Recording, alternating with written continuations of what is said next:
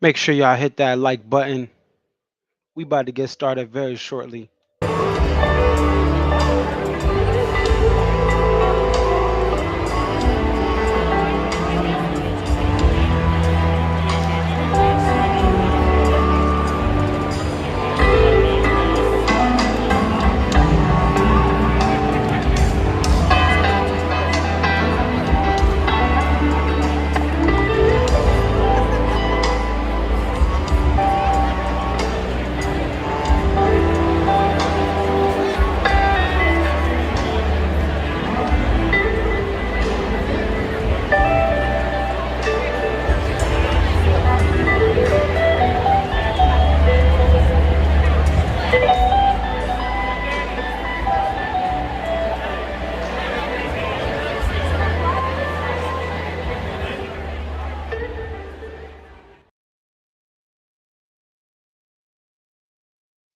What up? It's your boy Conserviz 34. We want to get started right away about this show, and we're talking about the Holmdel, New Jersey show that took place. What a amazing, amazing Wednesday show.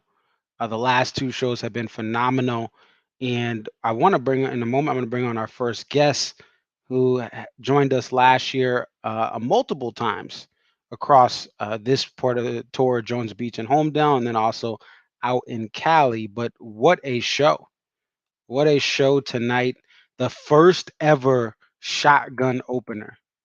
I mean, that right there is just that says it all. Um, I had no idea this was coming at all. No idea. And then Rab goes live, and Dave has the red guitar, the Violette Avante, and I'm like, it's Squirm. It's got to be Squirm. And no, he starts off with Shotgun. You Never Know is played. You have Break Free played. You have Madman's Eyes and Walk Around the Moon played. The Some Devil tour debut. This is a phenomenal song. And after Shotgun, Seek Up. So I mean, this is just amazing. I- it's almost like this is a makeup for Deer Creek. The fact that they didn't have the full squad there with Tim, and Tim supporting Dave is important for songs like The Stone, right? That they played last night. Songs like a Break Free. I think Dave likes having Tim there just to back him up. So it this is phenomenal that this band is in the middle of a week, two one-off shows, giving you sets that you would usually have to go to a weekend show for or go to a two-night stand for. And that's been the theme this year. We've had a lot of surprises at any given show. So without further ado, we're going to bring on our first guest. Again, she was on last year, and she's goes to a lot of these New York City tri-state area shows in the New York Metro. So we'll bring on Ariya. Ariya, how you doing? I'm good. How are you doing? I'm doing well. So tell us about this Holmdel, New Jersey show. What was your reaction to this show? Oh, I thought it was an amazing set list. As you pointed out, the shotgun opener. I love Seek Up. I love it. So to have that number two is great. Um, Other favorites of mine. I mean, I like them all. Of course, 41. Um, Don't Drink the Water. I like the new songs. Break Free. We got Break Free. So between Jones Beach last night and Homedale tonight, I got Break For It and Break Free. But yeah, I love tonight. And for this show, you come in to this show after Jones Beach. How is this venue as far as the sound experience compared to last night at Jones Beach? Um, Sound. I think it's a slightly better sound because we're not like on the open water here in Homedale like we are at Jones Beach. Um, so that was good.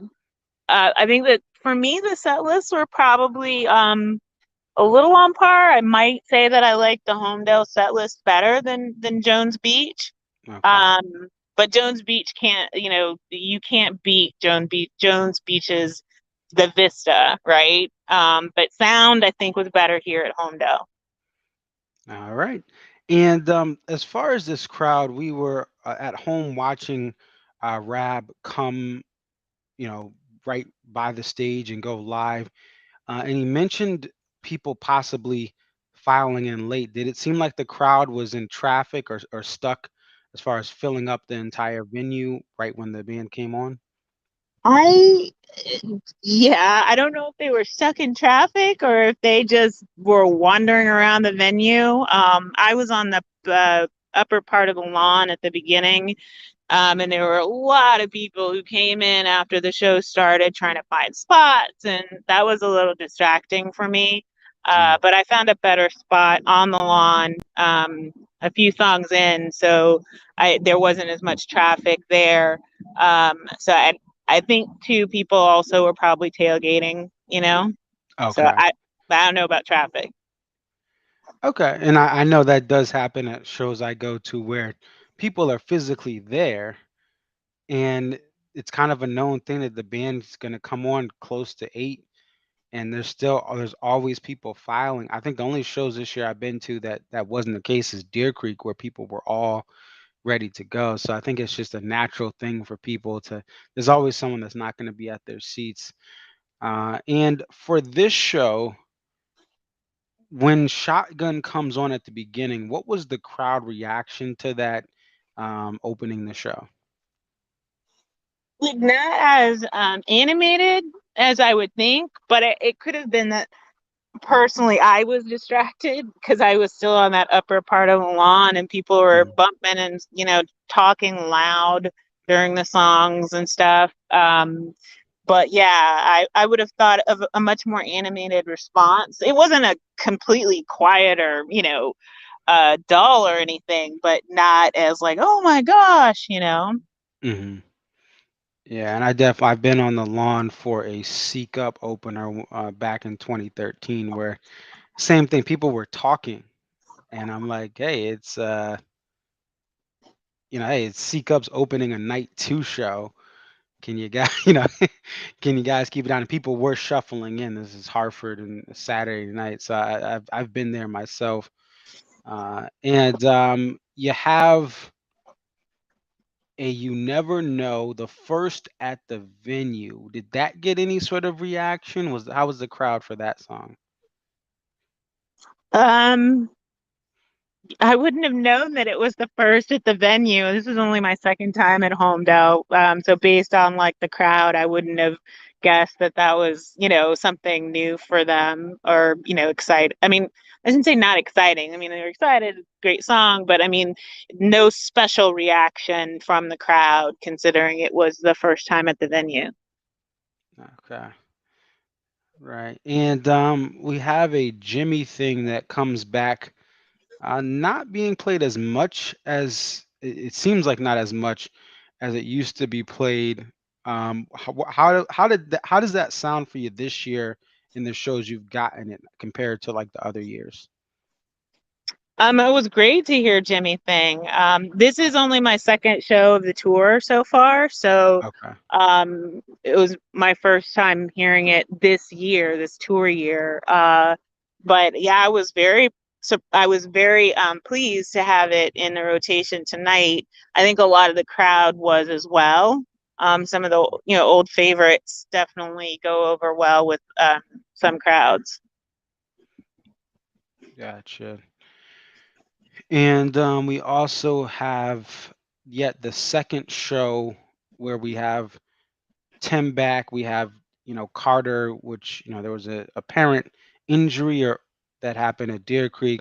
How were Tim and Carter as far as their presence on stage, their sound and their playing? I thought they sounded great. Their playing was great. For the opening of Ants, Carter did a little kind of solo intro that was a little different, but sounded amazing. Okay. And is this show 67 for you? Yes, this is my 67th show. Okay, so you're 67 shows in. I know you have some other shows coming up. Where are you at as far as like now that you're two shows in now, it's 2022. Where do you see like the future of your touring with this band and the interaction with this band live? So many shows in. I am really hoping that I hit show 100 next year because next year will be 25 years of me following the band. I think by the end of this tour, I'll be at 79 or 80. So it's going to be a little bit of work next year to do 20 shows to get show 100 in. But I always tell myself, oh, when you hit show 100, you're going to slow down and not go to as many shows every year. But I don't know if I can hold myself to that. Um, but I just want them to, as always, keep playing as long as they're happy. If they're happy playing and touring, then I'm, more power to them. But I would hate for them to just keep touring if they reach a point where they don't want to tour anymore, and they're not happy about it. I think that I would be sad. I wouldn't want them to force Right. themselves to play just to appease the fans. Yeah, and that's a good point that, you as a fan and as someone who cares about this band, it's more about them wanting to do it versus you getting to that 100, which is a great perspective to have. I think some people, and many, I can get caught up in that. We want this band to just keep cranking out these shows and cranking out these tour debuts there. So that's a great perspective where you want to get to that 100, but you want the band to be in good spirits and be, well. So any things here that you've noticed from this year as far as anything experience, people around you, the sound of the band, anything in these first two shows that seems different than 2021? Um, I feel like they're more, I guess, as Buddy is coming in his own with the repertoire. I think we're getting a lot more, deep hits, as they say, or deep tracks. Some surprises, some, liberations.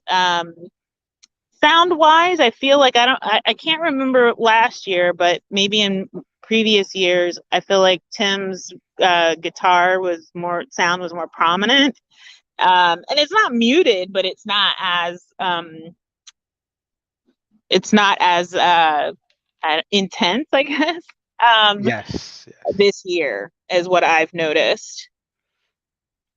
Okay. Yeah, no, I definitely agree. And I think he has a little bit more of a bass sound where it's more of this like deeper sound but quieter versus a you know, higher electric, like really pierce through the venue type sound. And I like that myself that he's here, he's present, but he's allowing more space for everyone else.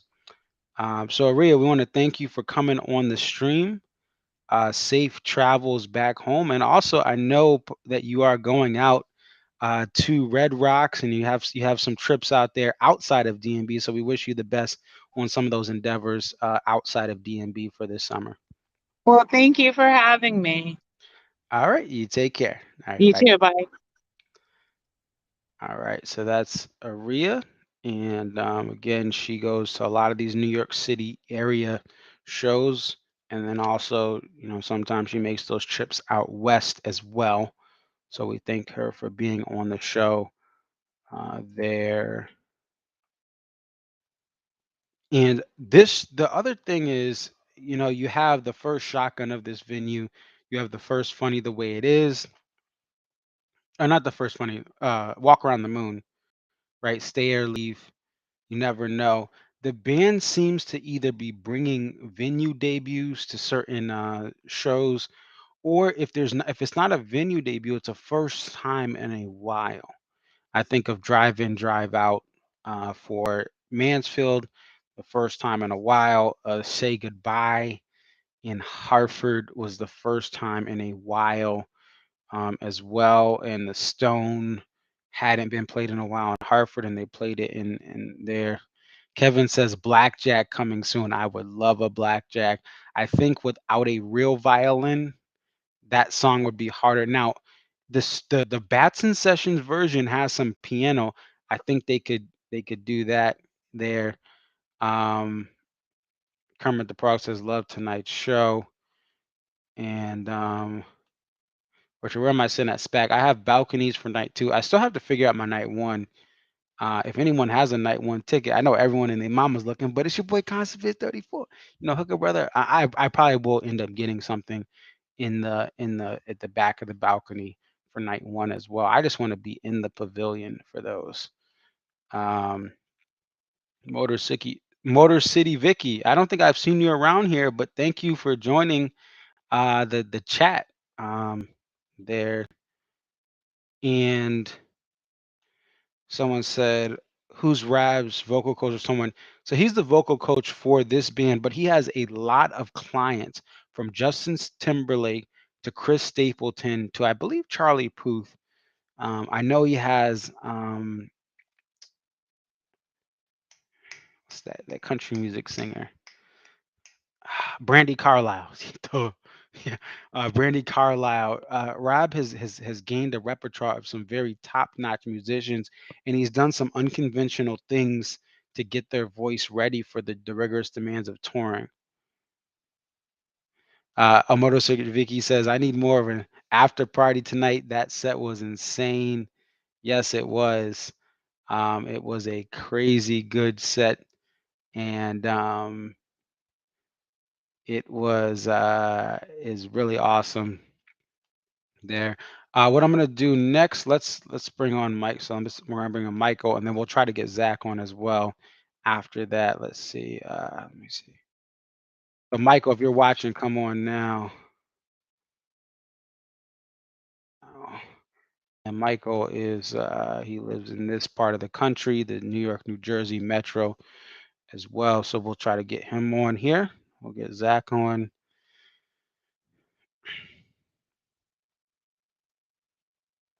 Shotgun into Seek Up, maybe the best 1-2 concert punch. I would say Shotgun into the Stone. I like Seek Up. I don't think it's the same, and I think it's a great song. I think it's a very amazing song. I just like other songs better than Seek Up, like the Stone. What else? I mean, obviously the Stone. Anything into the Stone or the Stone into anything else is an awesome 1-2 punch for me. But I mean, still, that's a great flow. Those are two great songs that they had here, and you can't go wrong. So I mean, I'm very very impressed with this set. It is tough, going to my first Deer Creek, and listen, I had a ball at Deer Creek. I really did. I had the time of my life.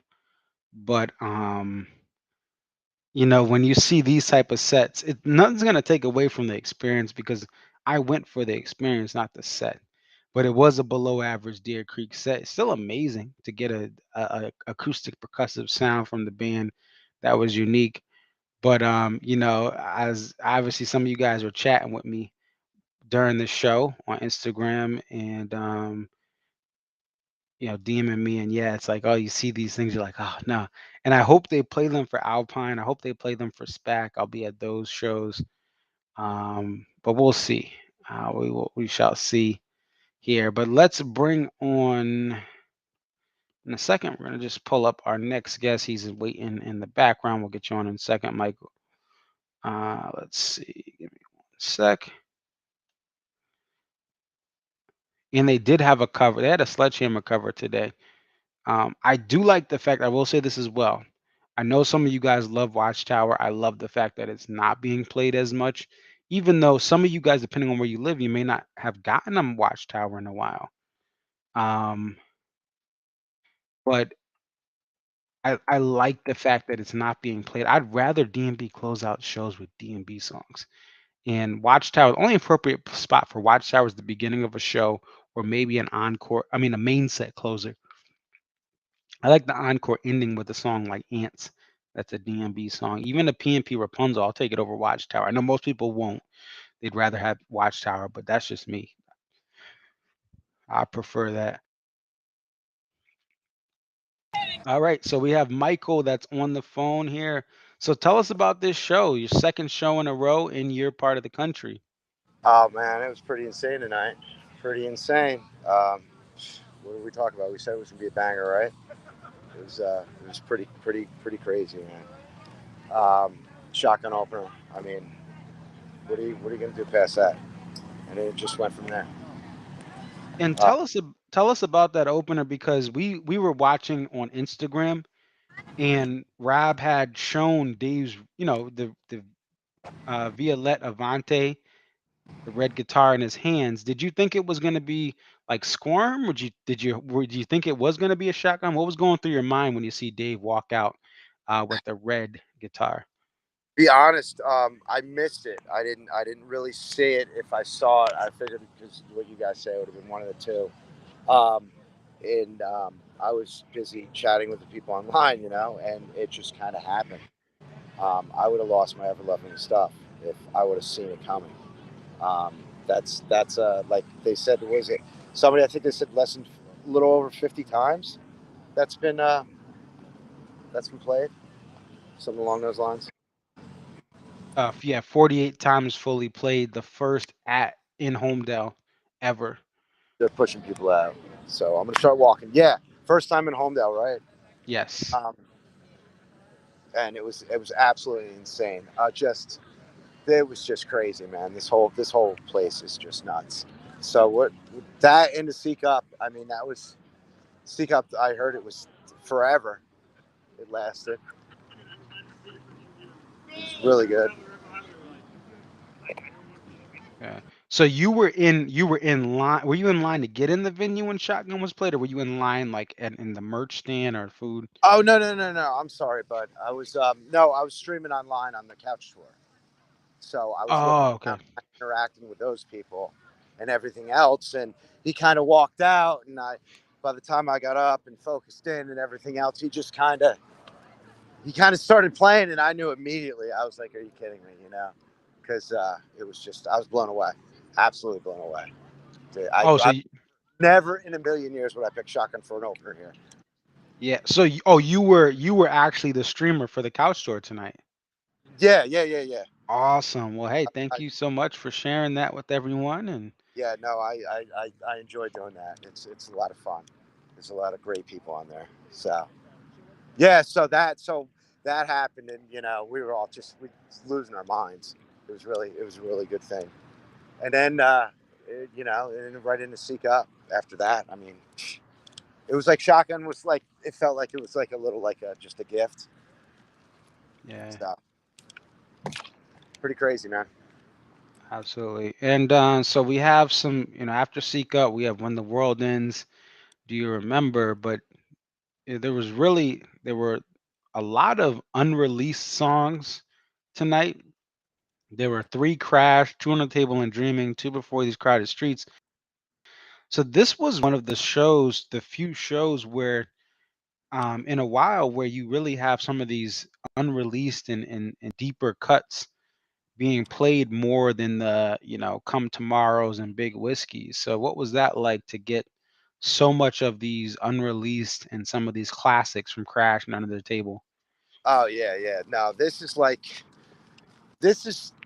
where like Northeast, man. This is where it always hits. It's always like it felt like it was an old school Dave concert, man. Like everybody knew all the words, and it was just like being back in the early '90s, man. Like it was getting it done.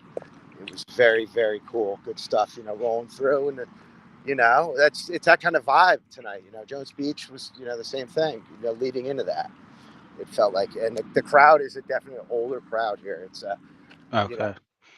somebody may have been sick in the porta john earlier on the way in, and everybody's commenting like, we're we're beyond that, people. We don't act that way anymore. So, but it was like I don't know if he plays to that here when he's writing a set list or not, but it was a definite. He knew what to play. Everybody knew all the words, no doubt. Gotcha. And what show did you like better overall, Jones Beach or Holmdel? I would say tonight, and it's the home venue, obviously, but the shotgun, just the for me, just for me personally, Okay. I like the show tonight. Um, the just the feeling of it. I had a better show. Not a better show. It was cool, nice interaction with people. So I had a good time that way, and the songs were just they were ripping through. So I enjoyed tonight. But last night, asking you got to pick tonight, Marcus. I'm gonna go with tonight. Okay. I think that's kind of what I think everyone is gonna say that Yeah, went to both because I mean that yeah, shotgun, you never know, break free, all those in a show, and some of the classics. So much bridge, too much. The ants, the 41. I mean, it's everything that a fan like you that's been to so many shows would want, right? And even yeah. the casual fan, I think, would be impressed with this show. Yeah, there was a couple of fans that were first timers at shows tonight, and they were just blown away, just absolutely blown away by the musicianship and everything. They were musicians themselves, and just the way they went off tonight, and they had a good time, and they just took everything to the limit, man. It was really just everything was just stretched out. It seemed it was really just a good show. You know, Awesome. yeah. Any other shows that you're going to this year for DMB? Uh, all right, so we're gonna go to both nights at SPAC, and then we're gonna go to Guilford, and then we're gonna go over to Camden and do that, and then I'm gonna try to book and go to the Gorge. I have the tickets to the Gorge, but I don't have the flight booked yet. You know how we do it: buy the tickets and then buy the flight. Right? Yes, and I wish you the best of luck with the flights, given the climate right now. That you're hopefully you're able to secure something good there. Yeah, that's it's going to be a toughie, but we'll do what we got to do. But yes, I'm really looking forward to going up to SPAC as an East Coaster. I'm born and raised right here in this little small like boom. Like we went to Camden when it was Tweeter, and we everything else, and it's the whole SPAC thing, and everybody's talking about SPAC like it's Mecca. I'm not dissing it or anything or saying anything like that. Please don't get me wrong, but I'm very Mhm. interested to go and experience it as a Dave Matthews fan because I did not know it existed like that, until we had conversations in Facebook groups and stuff like that. And then, Is this going to be your first SPAC? yes, sir, it is absolutely. Wow. How many shows have you been to? I do not have a count, to be honest with you. My warehouse number early on was less than 40,000. So I went to quite a few shows early on. I forget over the years. I don't know, a lot, a little, I don't know, 150, somewhere in there. I don't know. Okay. You know what I mean? I don't, I don't, I don't like to, it doesn't matter to me. Everyone to me is probably just the absolute greatest thing because it's like it could just end tomorrow, man, where he doesn't come back out. So that's kind of how I deal with that. Gotcha. But really looking forward to going to Guilford if you want to talk about like Guilford's tiny, man, right? Isn't Yeah. that Have there? you been to Guilford? I have not. That is one with the way the whole the tour schedule laid out that we were able to kind of do a whole run that we were talking about last night with not being able to up here with Jones and that. But I'm gonna go ahead and do all that with that time off, and I'm really looking forward to it. Involved with a couple groups there, and it seems like it's a really small venue. I'm fortunate Yes. enough to have the pit on the second night, so we'll see how that goes. I'm looking forward to it. That's why I'm taking the opportunity to stream a little bit now, and because when I'm in a pit, I'm not gonna even you Right. know You're gonna enjoy it. You're gonna you just have be to in the you have moment. to you have to enjoy it and take what you can get. So I'm fortunate after all these years and rejoining the warehouse, like to talk about whatever. I put in for all my tickets. I put in for 11 shows. I got 11 shows by myself, but you know, I got a couple pits, and we're just gonna have a bunch of fun with it, man. That's what it's all about. Yeah, I mean, yeah, all my shows are by myself this year from the warehouse, so I'm with you there. I will say SPAC is the Fenway Park of the tour in the sense you're not gonna have an experience that intimate with the band anywhere else to that level. The Alpines and Deer Creeks, I haven't been to Alpine, but I just went to Deer Creek this year. I've been to Gorge. Those are just bigger venues and they're amazing in their own right. But SPAC is every pavilion seat, just like if you get anything in the infield for Fenway that's in front of the poles, you're going to feel like you're on top of the stage. That's That's what makes it. And then Guilford is going to give you that same intimacy, but it's going to be it's a, about 10. Yeah, it's down here. a I'm sorry to interrupt you, Marcus. oh, no worries.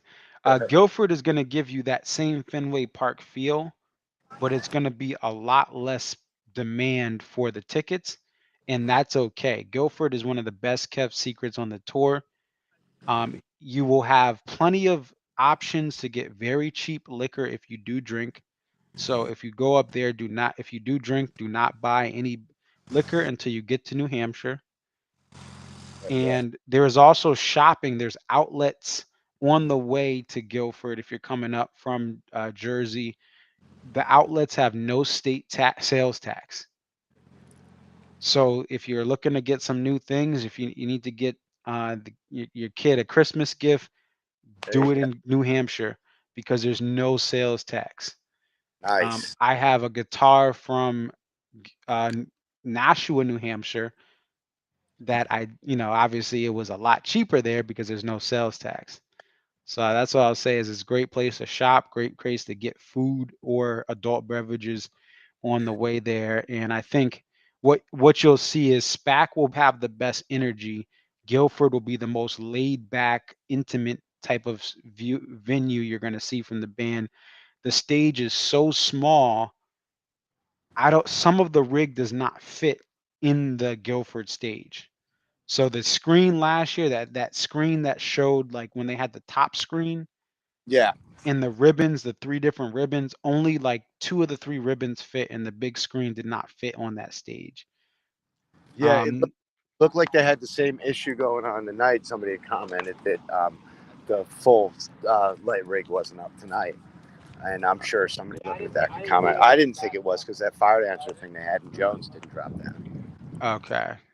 Yeah, I So haven't been to home. I know that's your home venue, but yeah, I don't know. Yeah, perhaps that is a smaller stage there, and I know that's a couple of the tour stops will sometimes not have the space, but that just means you're closer, right? yeah, If the stage is too small, that means everyone has a little bit of a better view than some of the larger venues. So, no, um, any absolutely. any final thoughts before we let you go, as far as these two shows, and then you getting ready for SPAC? It was just a absolute great two Northeast. I would say classic Dave Matthews shows. Okay. Looking at it was sprinkled with some new delicious treats, and some old tasty ones with the shotgun and stuff going back. It was Yeah. it was awesome, man. It was really really cool, and the vibe at both shows is just so nice. It's really cool. Mhm. Everybody was great, man, and it was good talking to you. Obviously. Likewise, I'll have to hit you up as far as SPAC. I will be there. I don't have pits, so I will have time to hang out and congregate. So, Excellent, excellent. Yeah, I'm going to be on the lawn there, so I'm looking forward to hanging out and meeting up with a bunch of people, and it should be a great time. all right. Well, safe travels back home, and thank you for being on. Take care. Hey, Marcus, thank you so much. Have a great night. Peace. All right. Peace. All right. So, thank you, Michael, for being on. And that's great, though. And that's the cool thing is when you have someone like Michael who's been to over 150 shows, and now he's still experiencing new things, right?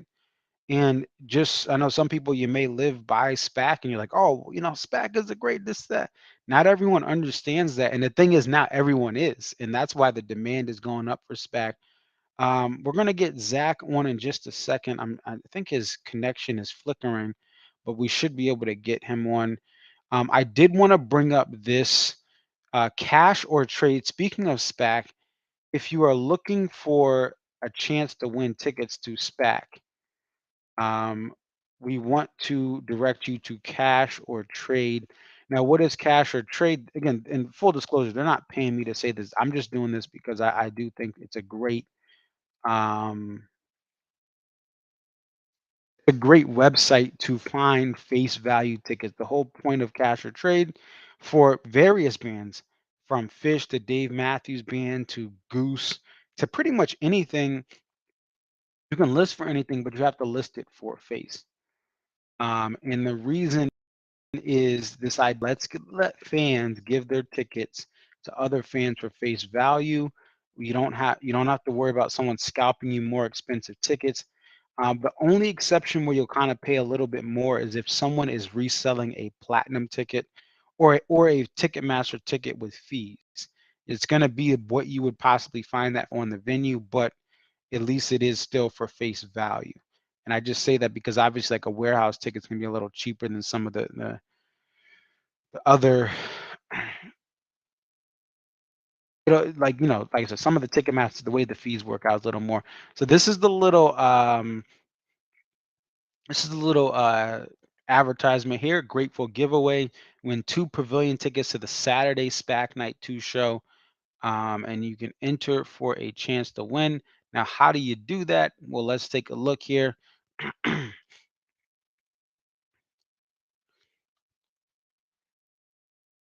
let's get to their.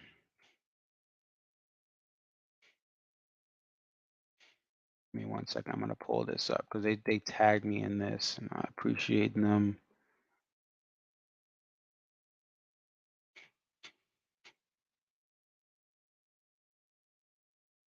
All right, so let's see. So what you can do is, and I'm going to put this in the chat.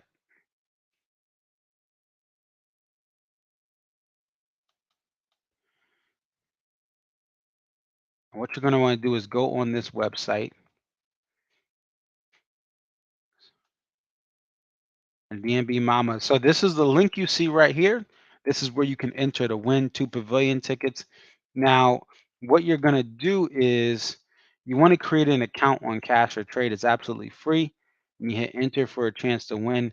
So to enter, simply log in with your Cash or Trade account and click the enter button. Like, share, and refer to friends. And there is you can get a gold account where sometimes you get first dibs on tickets. And but what you want to do is you want to get to that link I just sent in the chat, and you create an account, or if you have an account, and then you can like, share, and refer friends, and then you can get additional entries. But again, they're just giving away 2 tickets. There's nothing, no purchase necessary. You do have to create an account, and the account is absolutely free. And this is a reputable site, okay? This site is reputable. There are ratings for people who sell tickets on here. And also you will see that, you know, you will see that, if someone has a bunch of sales on this marketplace, you are able to trust them. Okay. There are people that get removed. If you see something that's above face value, you can report it or message the person who's listing it. All right. So if you do see someone who's selling a ticket above face value, if someone's labeling, if they're saying it's a lower level seat and it's really an upper, you can comment to the seller, say, hey, that's not true. If someone posts their barcodes, hey, hide your barcodes, and there will be adjustments. So that is just a thing I want to bring up there for cash or trade there. And again, the link is in the chat. I'll look to put it in the description as well, where again, two tickets, 2 pavilion tickets, and anything in the pavilion for SPAC is a great time. Okay, anything in the pavilion is great. So that is my little plug for cash or trade. Let's see. Give me one second. We're gonna bring on Zach in just a sec. I'll be back. Stay with me here. And hold on. Give me 1 second, folks. I'll be right back. One second.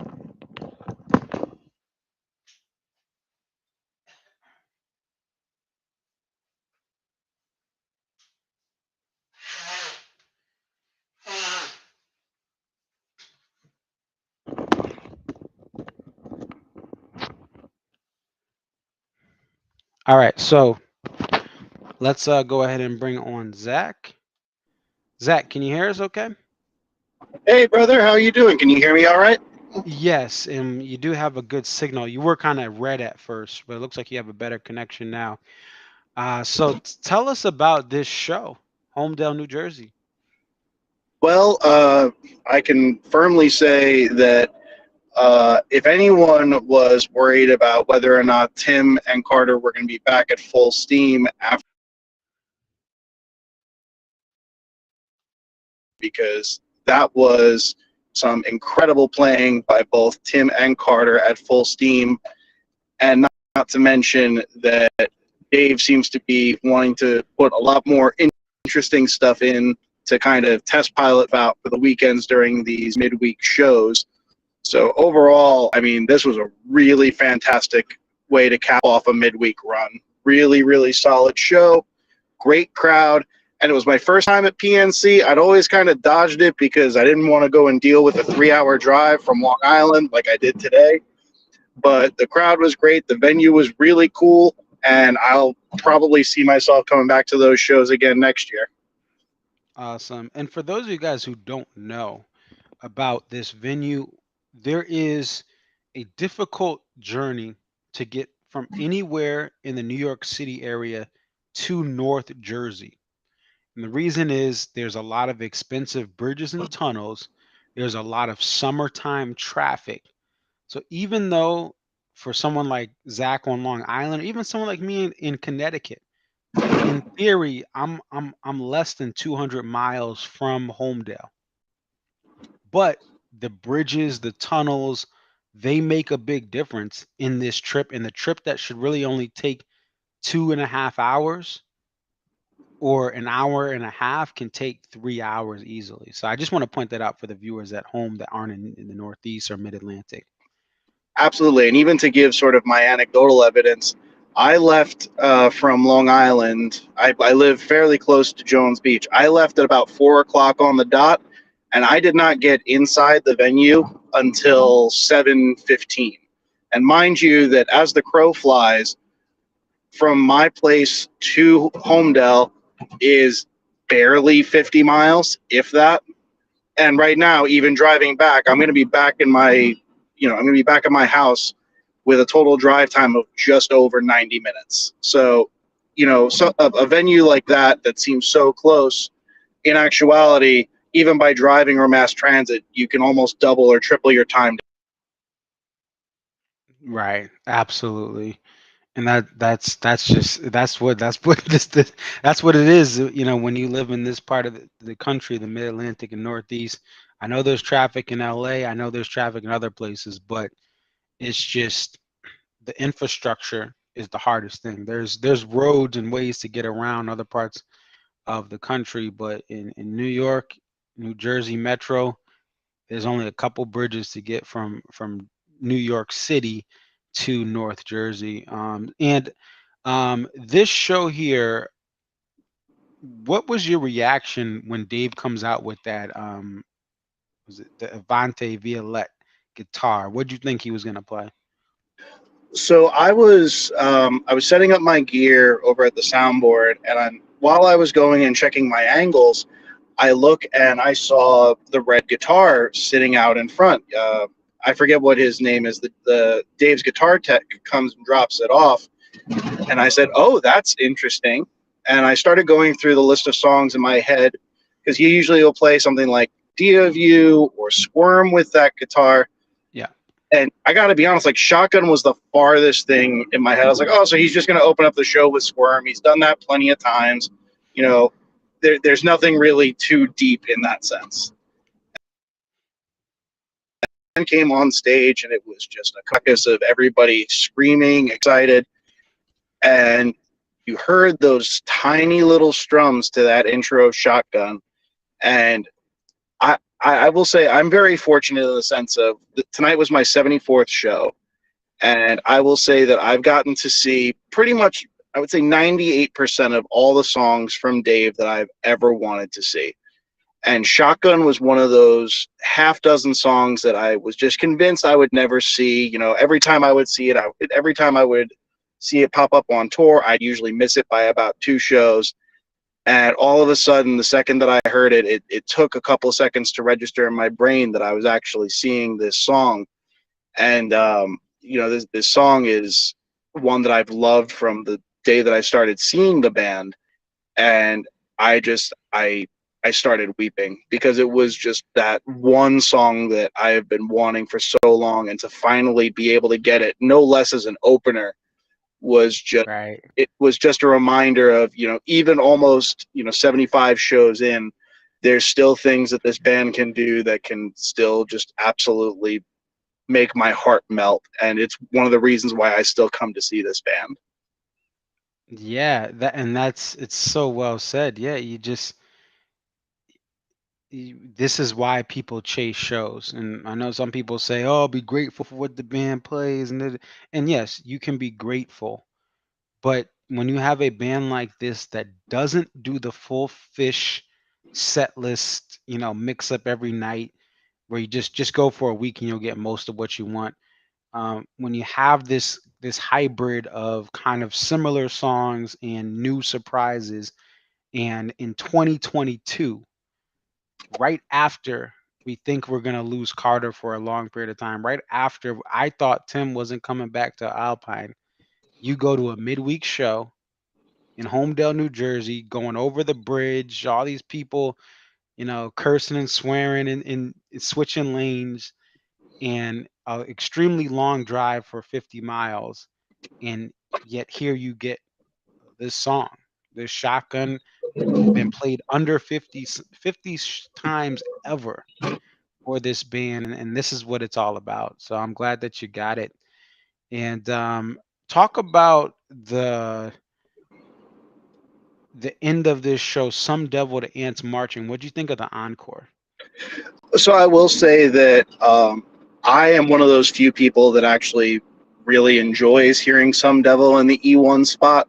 I know that it's very overplayed in the E1 spot, and the song itself is ultimately very much due for a full band liberation. It has been for years. I'm not exactly sure why it is that Rashawn or Carter or whomever that does a lot more of these bigger arrangements hasn't decided to pull the trigger and get that song a full proper return. But ultimately, Dave seems to like it. I happen to like it. So it was nice to see it as a nice welcome back. And as an Ants closer, I mean, Ants closer is timeless. It always will be. The band loves doing it. The fans love seeing it. And, I think this is probably like my 30th or 40th Ants that I've seen. And it doesn't get old. It never will get old.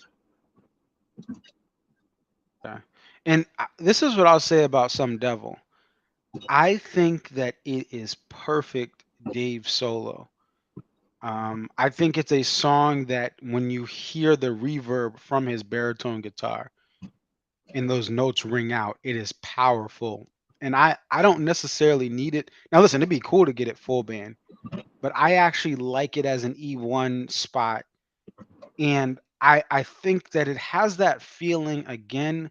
This band needs to start selling um they need to start selling these songs to movies, because this is a song in a movie, or now you got the Netflix series that would be perfect in the way it is with Dave solo, right? Those chords ringing out and the verses and the I think this is a perfect song at an E1 spot.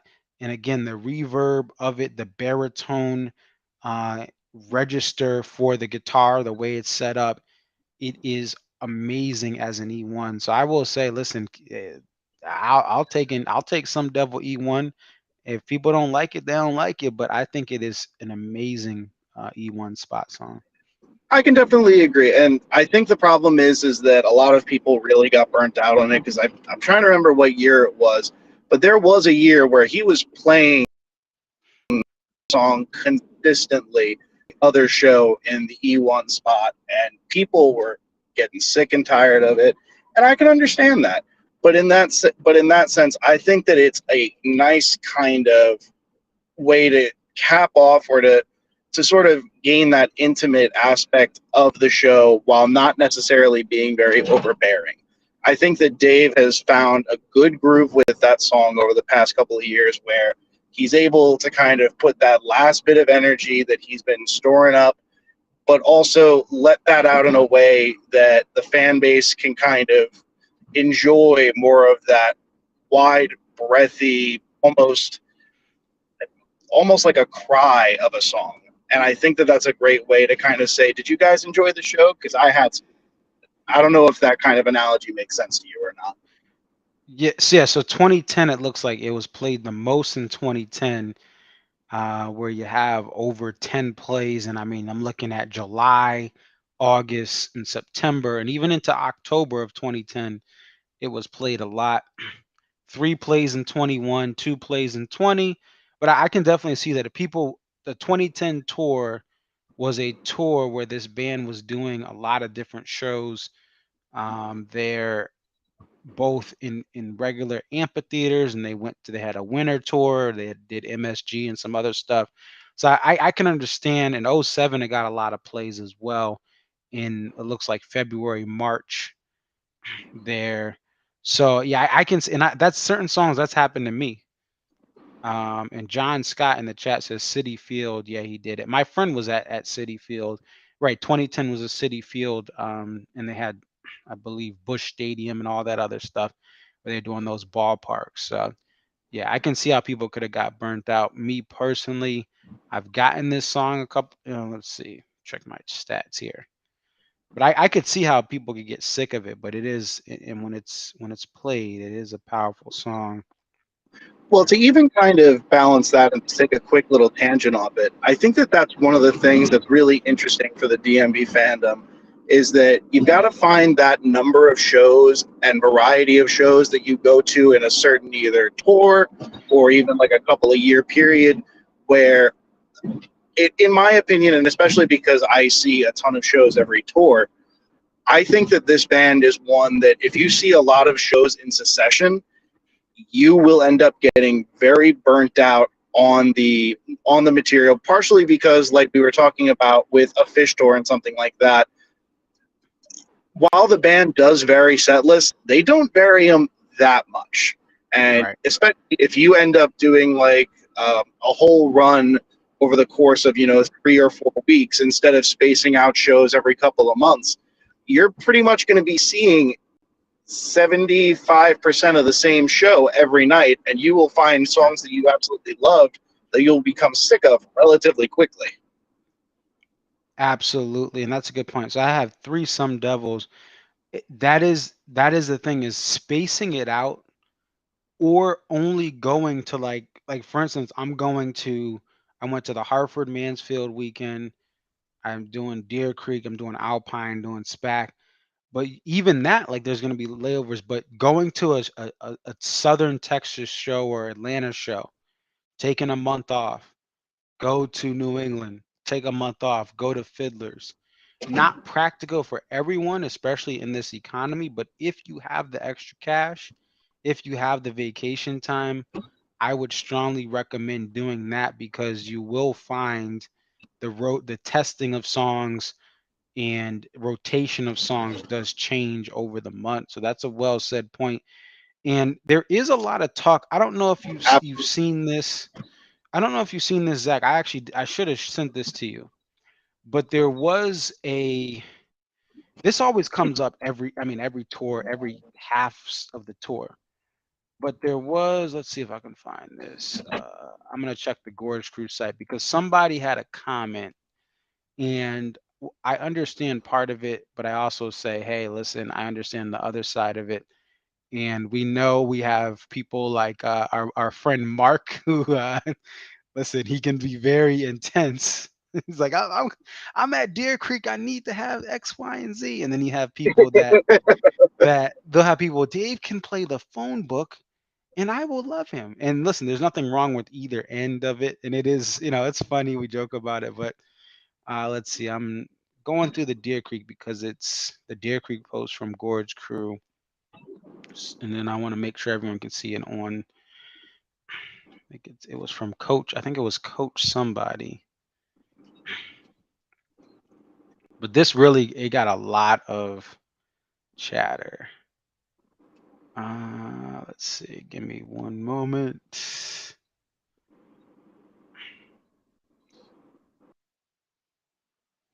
see if I can find it. Hopefully the post was not deleted, but it was. Well,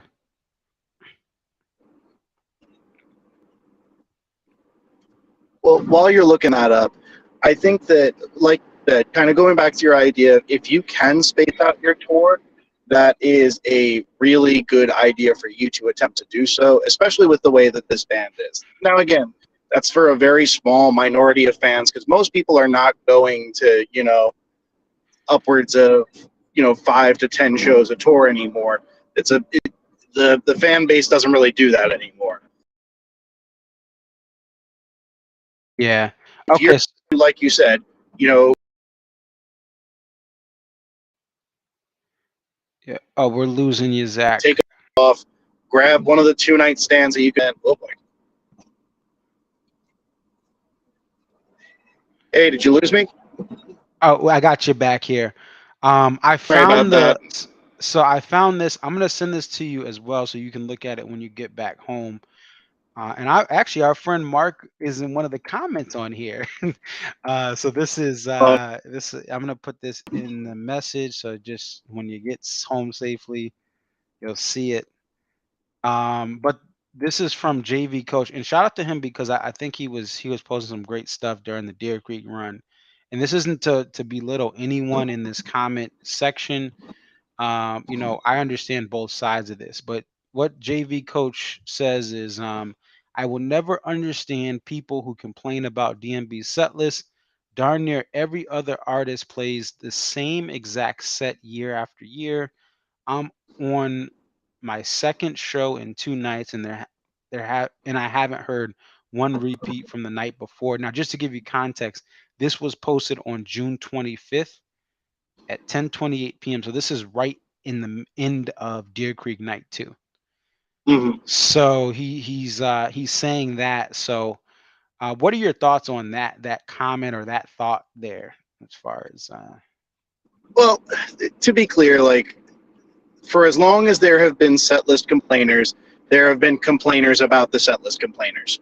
yes. And to that degree, I think that every time this pops up, no matter where it is on a Dave Instagram page post or one of the DMB groups, no matter what, you always end up sitting with people in two camps. And the basic gist of both sides is, on the one end, you have a lot of people that will sit there and say, we're almost 30 years. Actually, we're over 30 years into the band. The guys are getting older. The fact that we're still even getting shows of this caliber later is still fantastic. And the people that, we should be just grateful for the fact that they're showing up to play at all, which by all means is very credible. However, we also have those that kind of look back to a lot of, older sets and see the capability of what this band is able to pull out on a off day like today or yesterday, and say, why are they not bringing that to every show? Why are they not, pulling out tons and tons of stuff every night when they're also playing, Nancy's Warehouse literally every night? And again, I get both sides.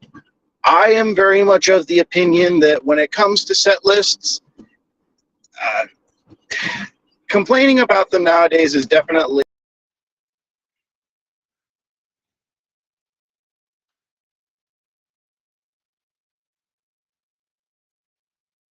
no, we lost. phone that one in, or the band wasn't willing to interest that night.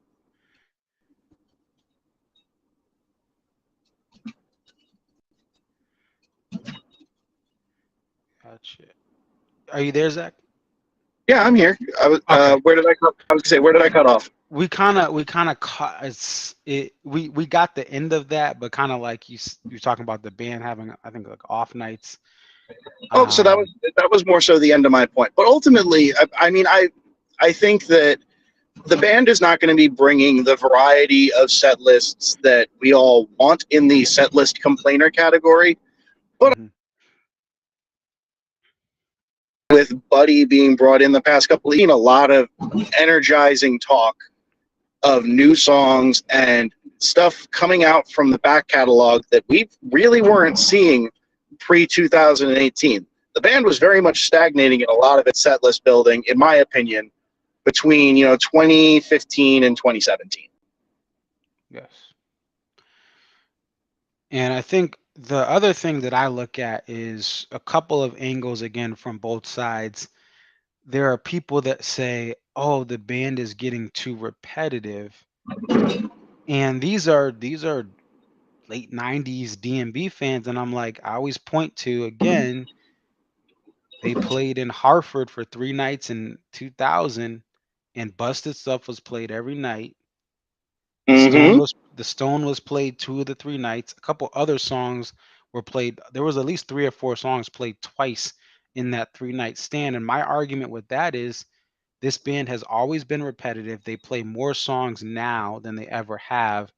Even in the early going back, if we even look at the almanac, which has awesome stats on this, but if we go back to the 90s, the percentage of catalog played in 1994, the spring of the fall of 94, they played 74% of their catalog. They only had about 50 songs, 74%, right? Spring of 95, 64% of the catalog, 53 songs that were in consistent rotation that weren't like one-offs. So this band historically, even at its earliest phase, like when they only had 50 known songs, and these, that's a lot of songs, but still, they didn't have much of a catalog. They were playing all the same. And you even go to like, 2018, summer of 18, they played 47%. So there is a feeling with this band where they're never going to play the full catalog. It's if Dave is not feeling a certain song, if it's not sitting right in his soul, he can't go out like Trey or like Jerry Garcia and just play these songs out. And I think the other side of this is, even this comment by JV Coach is, "Hey, I haven't heard a repeat in 2 nights." It's like, yeah, you're at Deer Creek.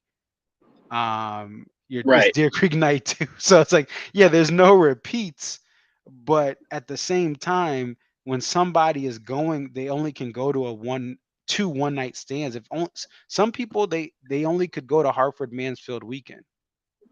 Now that was a great weekend, right? But in previous years, you would, if this, like, they were fire this year, but if it's an off year for Hartford Mansfield, since 15, it's been one night stands, and you're paying a babysitter all this money, and you're a fan from 1998 or 97, and you're hearing like 5 or 6 repeats across the board, and tickets are 3 or 4 times what they were back in 97, 98. I can see why people do get frustrated with the repetitive. And the thing is, this idea that, like you said, they don't play the same set. Yeah, they don't, but they have a lot of the trends. And it actually, and I'll say this, I'm going on rant tangent on tangent.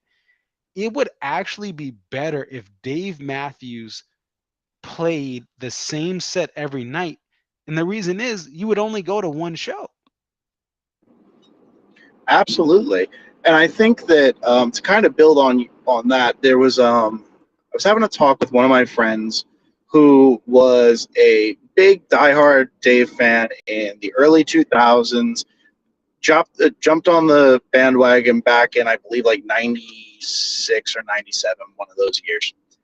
And I remember this was a little bit before tour started. And I asked him, I said, "Hey, I know that the band's coming through, are you planning on hitting any shows?" And he says, I think I've kind of come to the conclusion that I've seen what I need to see from the band. And in a way, that kind of, it gave me a little pause, and it made me think about it. And I'm going to be honest, the more that I kind of sat with it, I can understand. Basically, he ends up seeing a ton of shows back in those early 2000s days. The band has morphed into something that it frankly never was in those days. They're not necessarily playing a ton of the songs that you may like or something like that. And you know what? I can understand when you might go to like one night at SG if they play it again, just so that way I can relive those memories. But at some point, and it's something that I've struggled with in certain instances too, for Dave Matthews in terms of the sound catalog and all that kind of stuff is only so deep. And eventually, especially if you're someone that is a diehard, hungry for new music and that kind of stuff, it's more fruitful for you to start putting those efforts elsewhere. Like, I'll admit, like, for that particular guy, he's now very big into Billy Strings and very big into Goose. And he's sitting there and riding these waves of really cool shows where both of them just had Trey Anastasio sit in. So Right. to that degree, it's a lot. And I think that's kind of an evolution of the Dave concert goer, and it's something that all of us will kind of reckon with at some point. Absolutely. And speaking of that, that's a great point about Goose and um, Billy Strings, and those are both two acts that are on the rise right now. And I actually throw in a couple of things into my tour schedule. So I saw the Avett Brothers. I was in the pit for that in New Haven, and the pit Over ticket. at Westville. Yes, and I actually, someone who was there tonight. Her name is Ruth. She is awesome. She's in Connecticut as well. I went and I said, "Hey, come!" I found some tickets on StubHub for like $15. The face value was like $70 for these tickets, and they were legit. We got in right, and the Avid Brothers give me that acoustic vibe, and you have a viola and a violin, right? So it gives me that feeling that I never got from DMB, because obviously, like you, I started in 2012, so I never got that era, and there's no violin anymore. So I got a violinist who's in tune. Oh, let me. Dude, all right, we love you, Boyd. No, we love you anyway. But it was like that fulfilled me. That fulfilled me for that type of thing. So before I even hit the DMB circuit, I heard Victor Wooten in Basic Streams, right? And Greg Bissonette, before he went on with Ringo Starr's All Star Band, he actually was with them. I saw Tim Reynolds, just Tim solo, right? And I love Tim solo. I love, or no, it's not Tim solo, TR3. I love TR3 because it's Tim Reynolds doing what he wants to do. So those things fulfill me. And as I am about to get married, I can't do this trip I'm doing right now next year. I'm gonna be doing, hey, let's look for a bigger house, honey, instead of this condo. Like, so I think that's a great point. You have to find happiness elsewhere, and do not suffer. This is something I said a couple weeks ago. If you're feeling like these shows just aren't doing it, if Come Tomorrow is overwhelmingly, which it was at certain parts if there's 3 or 4 Come Tomorrow songs, and go elsewhere. Enjoy Goose, because they're in their 30s. They're gonna have their own run. Go see John Mayer. He's in his DMB caravan era right now. Go see somebody else who's younger, like Billy Strings, who was amazing. And really, some of these Billy Strings shows we have, I don't know if John Woodbury's here. He saw Billy Strings at the Mission Ballroom in Colorado, and he sent video to me, and that place was rocking like it was a DMB the Horde Festival type shows that they had with those lineups in the 90s. That's how Well, it was for Billy Strings. right, and even like right now, just purely speaking on Billy Springs, like the competitive draw tonight for the New York City area was you had DMB playing in Northern Jersey, but you also had Billy Strings, who had just sold out Pier 17 in Manhattan, and guess who decides to show up to go and close out the show?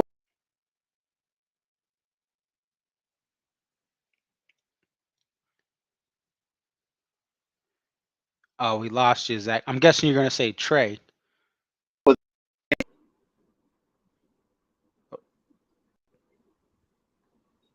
Hello, Zach. All right, it's going from. Hey, sorry about that. I get spotty signal at this point, but I'm actually almost back. But well, just to kind of wrap it up, like I said, like Trey sat in with Billy Strings tonight, which Trey doesn't sit in with anybody, and he's Yeah. now sat with Goose and with Billy Strings in the All past right. week. Yes, it's this legendary collaborations, and like I said, Trey doesn't just do that. He doesn't. Oh, here's pigeons playing ping pong. I'm gonna do. Oh, it's Spatford. I'm gonna sit in with. No, he does not do that, and he's here. You go. You have two shows in the New York City Metro. Trey has his crib out there in Manhattan that he's at, and boom, you have some special moments. So yeah, definitely, folks. Just just make sure if you're not having fun, reevaluate it. And if you don't understand the main point of this, the reason I do this, I try to give people perspective on why people like me have these opinions of songs. You may like everything, and listen, don't. I'm not spoiling Santa Claus for you. If you want to believe in Santa Claus, believe in him and be happy. But Absolutely. some people don't believe in Santa Claus. Everyone thinks differently, and there's not a wrong way to do this. But Zach, thank you so much for being on, and this was a great conversation. Thank you for the effort you do to tape these shows.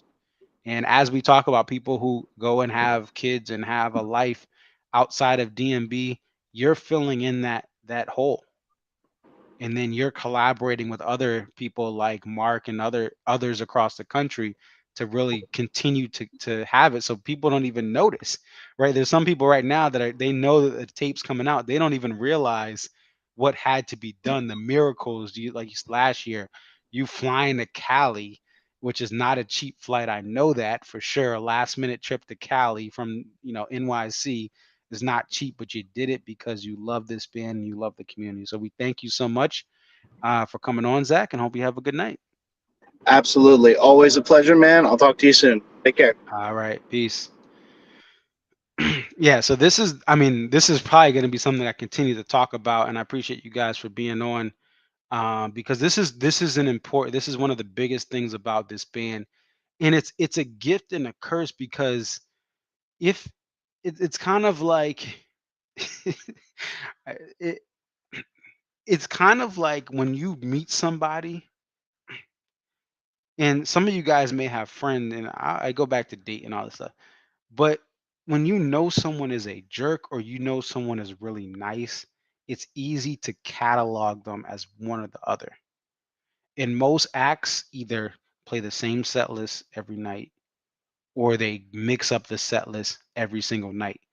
DMB is that person. Wait, he's strong and he's masculine, but he has a soft side, and he had his parents in his life, and he knows how to work with his hands and fix an engine, but he also is a you know hedge fund investor. Like, it's this idea that, like, sometimes when you actually meet the perfect person, you may be skeptical or your friends may be skeptical on if this person is real or not. Like, oh, they must be hiding something. Wait, so he's good with kids, and he goes to like the world strongman competitions, and he loves Jesus and America too. No, but like when sometimes when people have all these different qualities where they're very balanced and eclectic, it's too good to be true. And then it's like, oh wait, what is it? And that's what like DMB is in between and lukewarm, right? You either want hot water or cold water, and DMB is in the middle. So it is hard. It is a difficult thing, because you get these periods where you may have a great show and that's it, right? The stuff like I got blackjack my first show, haven't gotten it since, right? First show in 2012, 525 2012, haven't gotten blackjack since. So you can imagine people that go to their first show in 2006 and they get shotgun and then it's never played in any of the other shows they go to, right? It may go to, Wichita, Kansas, and maybe in Holmdel, New Jersey, but their shows out west, they just haven't gotten shotgun in forever. Um, So Susie says 91 different songs before. Yes, that is a lot. And I always point that out. There's always more song. They continue to push the bar. Now, the biggest thing with this is, and again, looking at it from the other perspective, the challenge is, okay, what 90 out of those 91 songs, which ones did you get for your show? And that's where it's very difficult because you could say, oh man, this show had a bunch of Come Tomorrow. It had all these songs I don't like. Or some people want that Come Tomorrow stuff. And oh, this there'll be people that, hey, this show had too many deep cuts. I want all the hits. And if that's your one show, it's kind of that's what makes it difficult for people who aren't always happy with certain set lists. See what Greg has to say. Yes, doing a ton of shows in a run is a massive way to burn out. Been there, done that a couple of times, '07 to 11. And I know, Greg, you've been out there on the West Coast, and then you've had, you've were out in the West Coast, you now in the East Coast, and you've had a lot of experiences yourself with this band, seeing them, over 100 times, I believe, there. So you know all about that, and you have to be careful. Even like I said, this trip I'm doing right now. Um, this is going to be one of the last real trips I can do, and I'll also, you guys will see more content on what I'm actually doing right now. Some of you guys know where I am. Don't say anything, but there'll be some awesome content. But this is really it.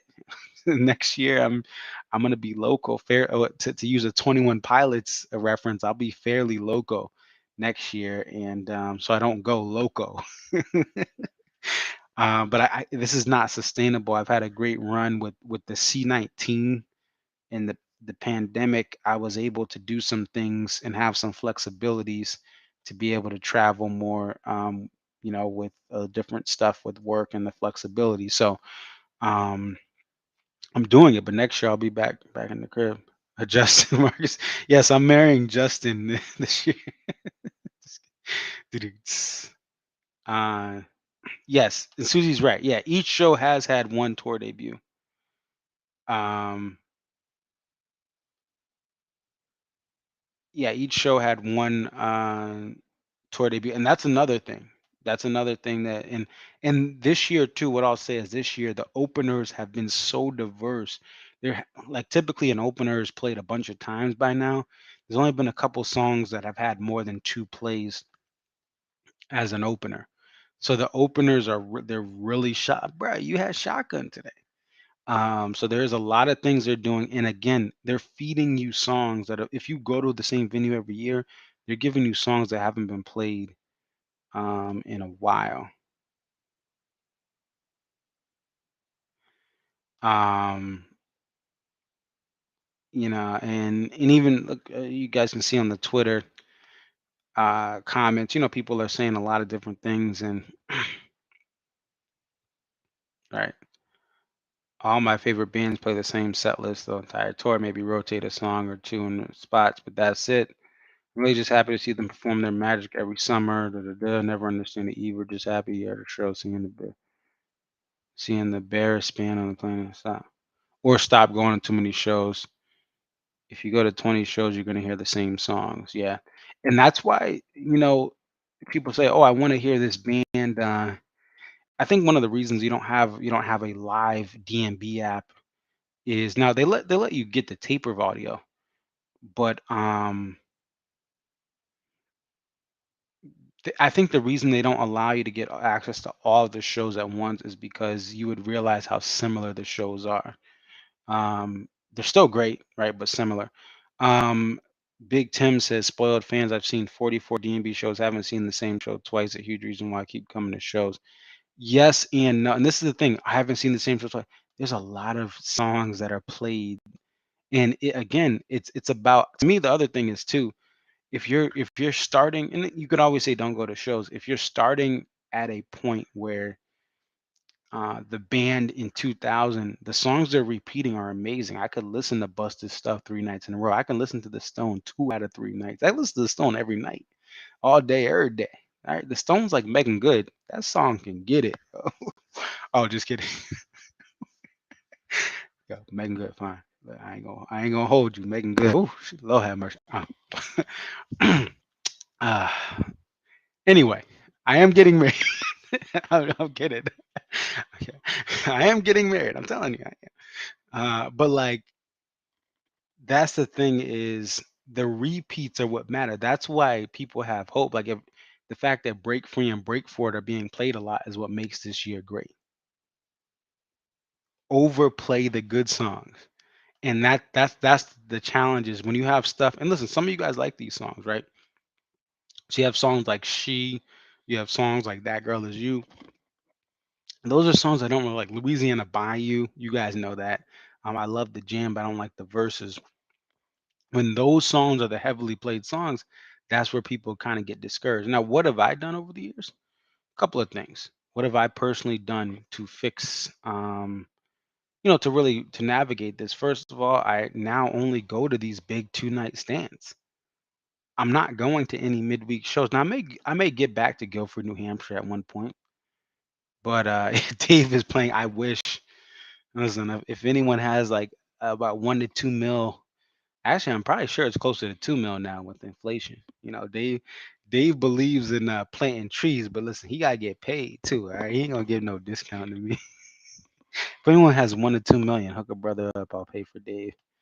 He'll just play you and me and buy you on a loop, just to stick it to me. They already played Squirm this year. They play. Oh, will they bring it back this year? We'll see. I would think it would still come back. I think we'll still get some more Squirm plays there. But what have I done? I'm only doing big weekends. Now I probably will go back to a Guilford, New Hampshire, but also here's what I do as well.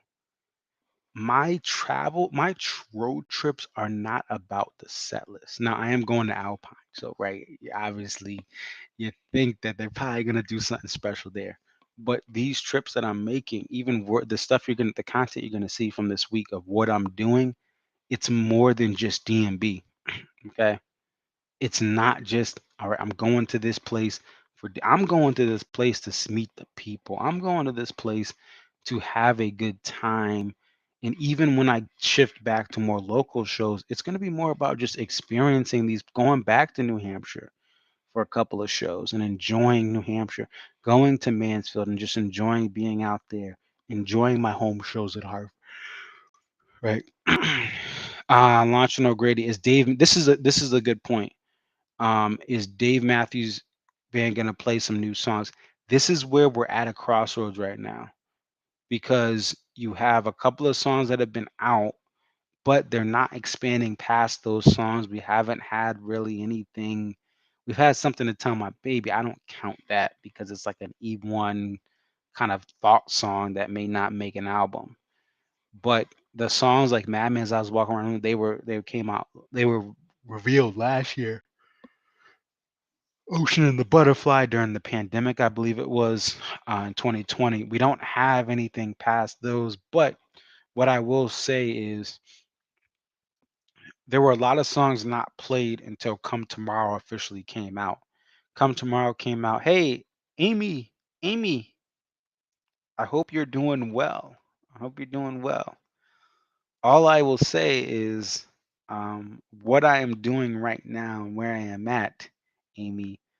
I am very well. I'm not saying I could drive to where you are in Iowa, but I am in your part of the country right now, and I am in your time zone, Amy. So it's 11:28 Central Time where I am. Wherever I am, nobody knows. But and if you do, shh, but that because I have some awesome content. But Amy, I am in your part of the country, the Midwest, the Heartland, and I am loving it. From Indy to now in the Eastern time zone. Now I'm in the Central time zone. I am loving my time out here. So again, some of you guys know where I'm at, but just want to point that out. Michael, incredible opening. I agree. But yeah, will the band play new songs? Launching O'Grady. That's a good point. But I think that what we'll see is if we have an album come out or like a week before an album comes out, I think we'll see some new songs. We saw that with Come Tomorrow. Now, Come Tomorrow was unique because it had songs like Idea of You. It has songs like Can't Stop. Can't Stop was reworked for that. But that's why I think people have a conjecture that Break Free or Break For It may make an album. And I would actually love finalized studio versions of those songs there. So yeah, I'm just excited to see what happens, and I do think there'll be an album this fall or winter. I really feel like it's not a mistake that we have Break Free and Break For It. We have these new songs, Walk Around the Moon, Madman's Eyes, that are fairly new, right? And they've been over a year now. The only thing, right? We haven't really had Ocean. We haven't had Ocean and the Butterfly. We'll see if that, what happens with that. But I think we'll get an album. And again, Come Tomorrow came out in June. It's a little different because now an album is going to come out in the fall, right? But Break For It or Break Free in the studio for an album would be so much fun. I agree. It would be a lot of fun. It'd be really awesome there. So I am, yeah, I'm looking forward to see what happens. But to me, the album is really secondary. The primary thing right now is the tour. Um, the majority of what I like about DMB is for that, their live stuff and experiencing it. I do love some of their studio stuff for running and jogging and things like that. But uh, you know, so let's see.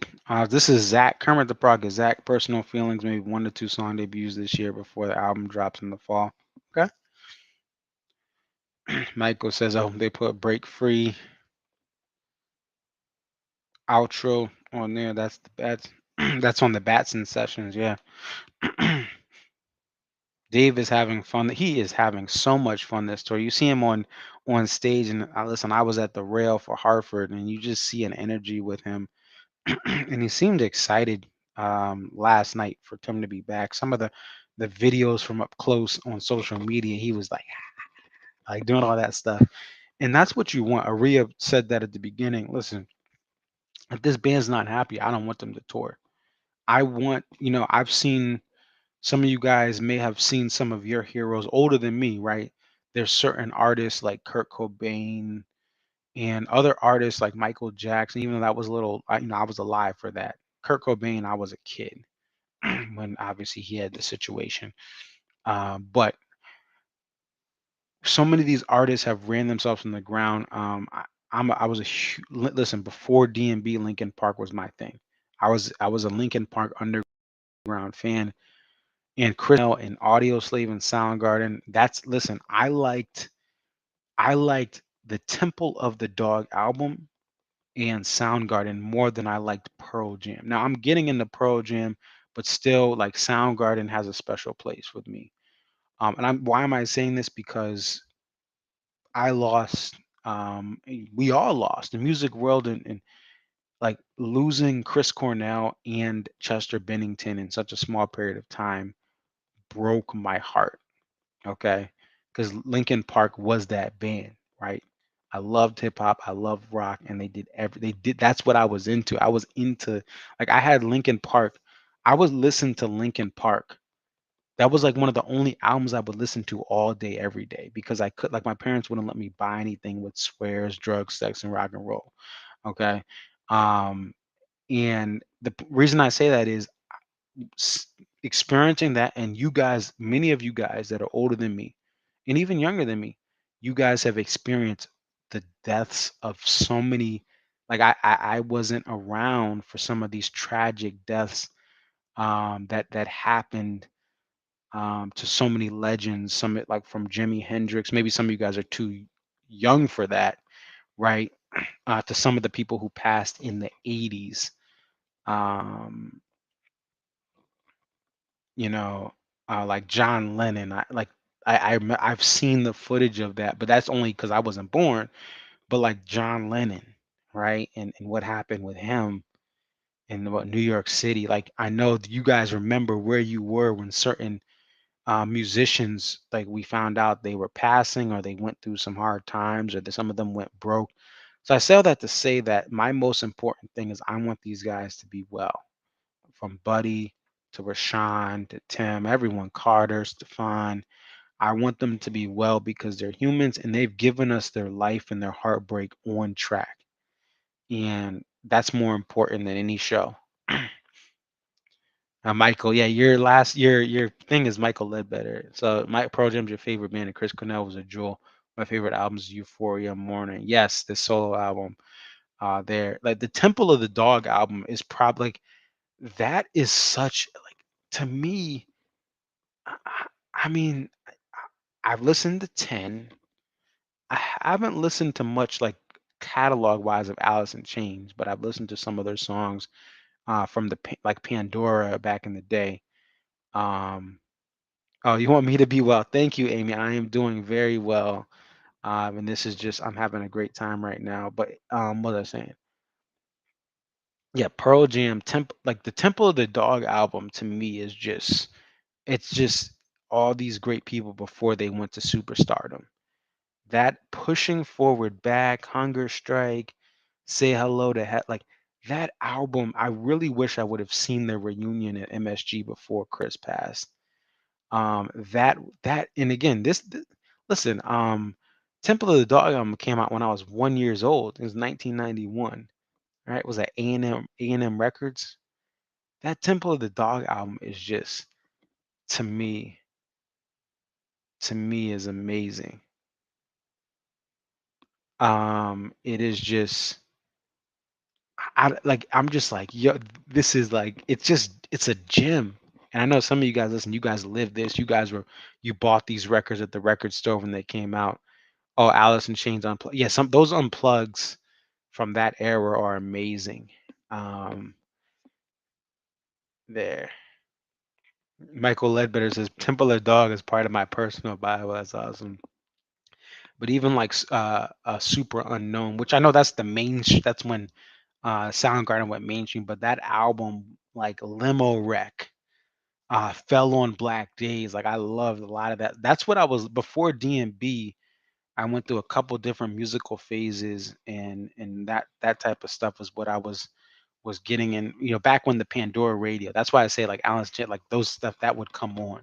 Pearl Jam would come on, but it was like a Soundgarden radio. So um Black Rain, yeah. Um anyway, so a couple things about Alpine. I will be there. If I'm gonna do streams, I have to test the internet because it's gonna be out in the middle of nowhere. If at the very worst case, you will get some sort of content from me if I have to record it on my cell phone, right? Old school, like I used to do. But my hope is to get out of the venue within, like, leave the venue within an album hour, use the next hour to get to my place, and at some point in the night, you guys will get a stream. I will have like when I go, if you subscribe, hit the notification bell, you'll see when I go live. But I'm hearing stories about Alpine that it is hard to get out. I do not have premier parking. I do not plan to get premier parking at this point.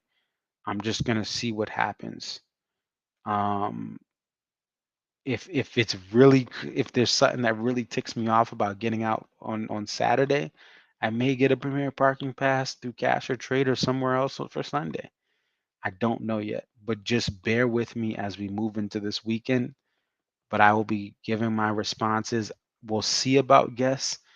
I would love to have some of you guys on, but I also know that you guys are going to be trying to get out of the lots. It's going to be late. Some of you guys may be camping where you don't have service, but if you want to be a guest, let me know. Well, I can't make any guarantees again because if I'm going for my cell phone, I can't have guests. So I have to test out the internet. I have to test out because again, when Alpine's kind of in the middle of nowhere, and some of the places you guys have seen me stream from here, I have some good internet. But I can't guarantee, especially if it's a uh, you know, the Alpine hotels in areas and region, it's going to be pretty much DMB folk. So if everyone's all like getting on their phone, uploading stuff, tapers are uploading stuff, and they're all in this, same spots as me, I can't guarantee anything. But just stay tuned. for that. Let's see. But thank you guys for the support. Everyone who's new, there's 19 people on right now. This is overwhelming. Um, I'm just really appreciative of everyone who's come to listen and talk and comment. And again, I know a lot of people. I met some of you guys at shows. You guys don't, and it's okay. You guys don't comment on this. You guys just observe or listen while you're working. Listen in the morning, and I really appreciate that. Especially some of you guys. You guys got whole families, and but you guys take time the next day. You take this hour and a half to watch this, and I'm glad you guys enjoy this. I enjoy doing this. This is just it's great to listen, sit here and talk. Some of you guys who saw me at the tailgate, right? I said I can get lost talking to you guys about stuff, and I enjoy this. So be well, safe travels for everyone as we hit the 4th of July weekend. Um, I thinking of you guys who may not have family or may have issues with your family, whether they're people who have passed, people who you have disputes with, people who don't accept you for who you are. You may have some political differences, the way you live your life, your choices. Your family may not, agree with that. You may have family taking advantage of you that you have to let go. But just want to wish you guys well as we hit 4th of July weekend. I love you too, Justin. Thank you. Oh, I got my Hartford Whalers shirt on here, right? Got the Hartford Whalers shirt on. Yeah, we got to get the music here.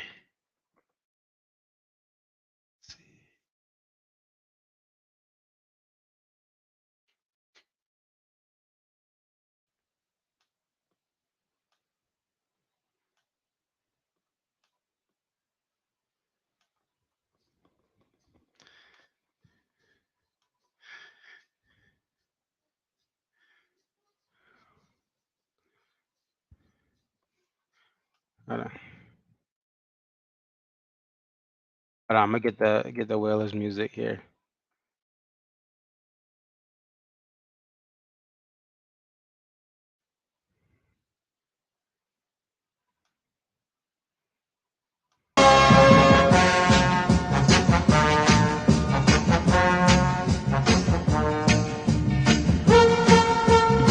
Go Whalers.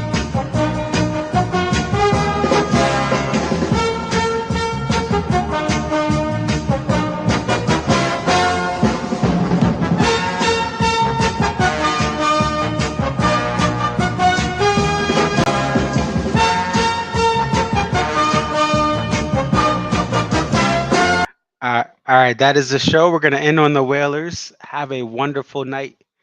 It's your boy Conservis 34. Definitely like, comment, subscribe, hit that like button. Peace.